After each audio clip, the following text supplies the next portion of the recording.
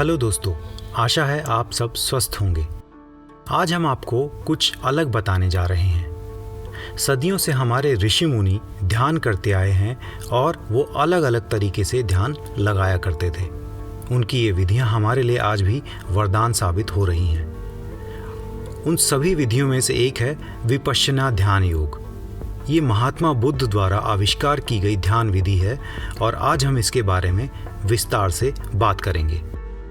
महात्मा बुद्ध की ध्यान विधि में भी कई लेवल हैं, लेकिन शुरुआती 10 दिन विपश्यना मेडिटेशन से ही होती है।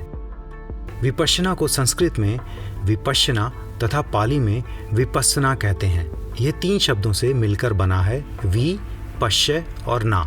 इसका मतलब है विशेष प्रकार से देखना, यानी साक्षी होकर देखना। आज से करीब 2500 साल पहले इस ध्यान का आविष्कार महात्मा बुद्ध ने किया था। इस विधि के प्रयोग से उन्होंने ना सिर्फ लाइलाज बीमारियों का इलाज किया, बल्कि क्रूर मानसिकता के इंसानों की सोच को भी बदल कर रख दिया। दोस्तों, वो अंगुलीमाल डाकू की कहानी तो आपने सुनी ही होगी बचपन में। किस तरह से महात्मा बुद्ध ने उसको सही रास्ता दिखाया। उस समय समाज में फैली बुराइयों का विनाश अहिंसा तथा अपने योग के बल से किया। आज दुनिया के हर कोने में विपश्यना सेंटर हैं और इसको करने से लाखों लोगों के जीवन में परिवर्तन भी आ रहा है।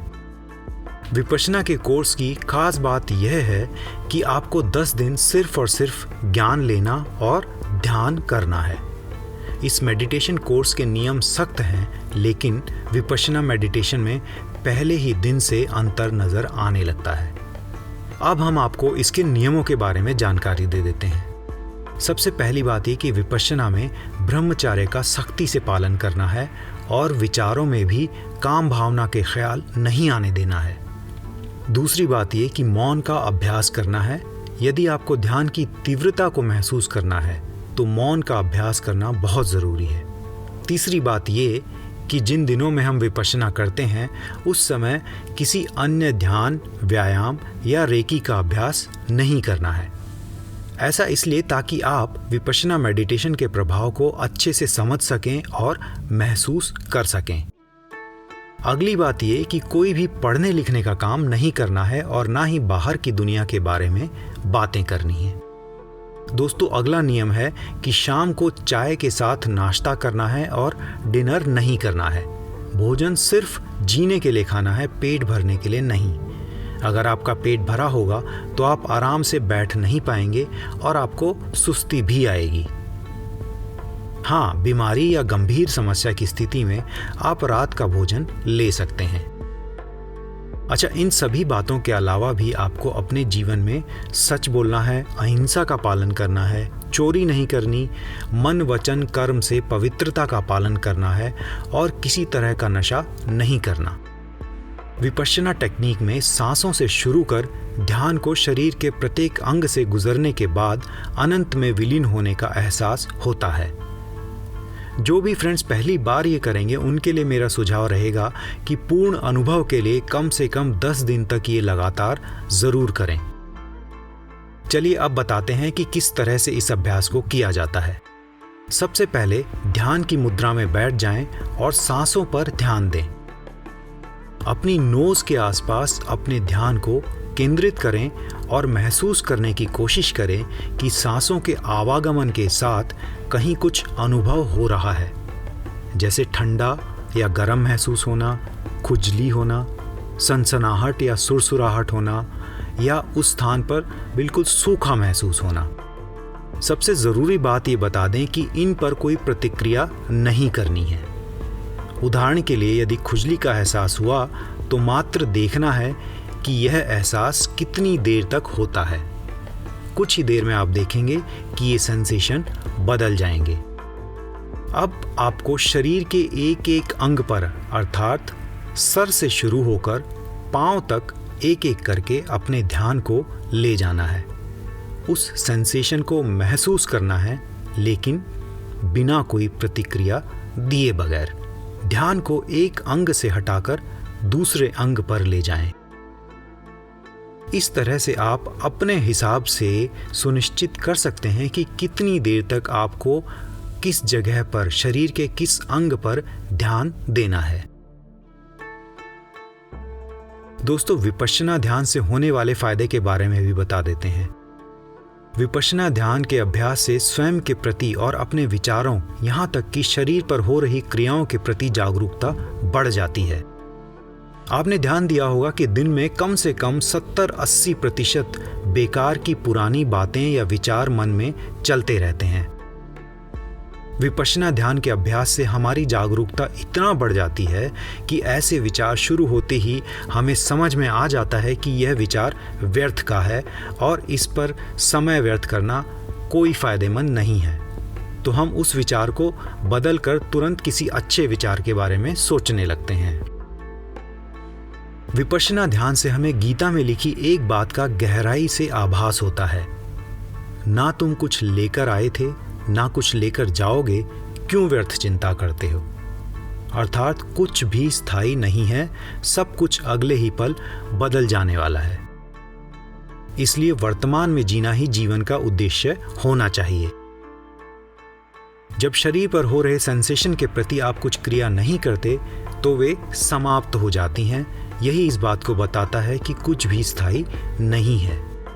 और दूसरी बात, किसी भी सेंसेशन के प्रति प्रतिक्रिया न देने से हमारी सहन शक्ति बढ़ने लगती है और 10 दिन पूरा होते होते ये एहसास होता है कि कुछ हो रहा है, किंतु आदतन आप उसे साक्षी होकर देखते हैं, उस पर कोई प्रतिक्रिया नहीं देते। जीवन में कई बार हम परिस्थितियों के अधीन होकर कई ऐसे कदम उठा लेते हैं जिसके लिए आजीवन पछताते रहते हैं। विपश्यना साक्षी भाव से देखना सीखने के साथ सहन शक्ति में भी बढ़ावा करता है। 10 दिन तक मौन का अभ्यास स्वयं के बारे में इतना कुछ बताता है जितना अभी तक हमने जाना ही नहीं है। मौन के दूसरे या तीसरे दिन से ही आपको इस बात का एहसास होने लगता है कि जो यहाँ नहीं है उसके बारे में सोचना व्यर्थ है, बेकार है। आप स्वयं की भावनाओं, चाहतों तथा कर्मों पर गहराई से चिंतन करने लगते हैं। इन अदर वर्ड्स, आप अपने ही कर्मों के जज बन जाते हैं। इसका रिजल्ट ये होता है कि 10 दिन के बाद आप एक बहुत बेहतर इंसान बनकर निकलते हैं। अक्सर जिन बातों से हमें कोई लाभ नहीं होता उसके बारे में सोचकर हम अपना समय बर्बाद करते रहते हैं। इससे सिर्फ समय ही नहीं, हमारा मूड भी खराब होता है। विपश्यना मेडिटेशन और मौन के अभ्यास से हम अपने विचारों के प्रति जागरूक हो जाते हैं और सही और गलत का चुनाव कर व्यर्थ की बातों से आसानी से मुक्ति पा लेते हैं। और जहाँ व्यर्थ नहीं होता वहाँ जीवन अत्यंत सुंदर तथा सुखद होता है। यह बिल्कुल उसी तरह है जैसे कि घर में यदि बेकार की चीज़ें भरी रहें तो घर गंदा रहता है। आपका मन भी आपका घर है जहाँ आप हर समय रहते हैं। और कई बार हम भूत और भविष्य के विचारों में इतना खो जाते हैं कि वर्तमान में हो रहे अनेक सुखद अनुभवों का हम एहसास ही नहीं करते। विपश्यना ध्यान के कुछ दिनों के अभ्यास के बाद से ही आप चाह कर भी वर्तमान से अपना ध्यान नहीं हटा पाएंगे। इस ध्यान का एक और फायदा है कि ये ध्यान मस्तिष्क के उलझे हुए तारों को सुलझा देता है, जिससे विचारों की जकड़ टूट जाती है और आपको वर्तमान में जीने की आदत हो जाती है। कई बार पिछली बातों को लेकर हम सारा जीवन दुखी रहते हैं। काश ऐसा हुआ होता तो आज ऐसा होता, या काश ऐसा नहीं हुआ होता तो ये नहीं होता, इत्यादि इत्यादि। विपश्यना ध्यान हमें इस बात का एहसास कराता है कि चीज़ें जैसी होनी थी वैसी ही हुई हैं। आपके सोचने से कुछ बदलने वाला नहीं है। अतः पुरानी बातों को छोड़कर आगे बढ़ने में ही सबसे ज़्यादा समझदारी है। एक और बात दोस्तों, यदि आपको कोई छोटी मोटी बीमारी है या कोई समस्या है या कहीं पे दर्द है तो आपको 10 दिन में ही आराम हो जाता है।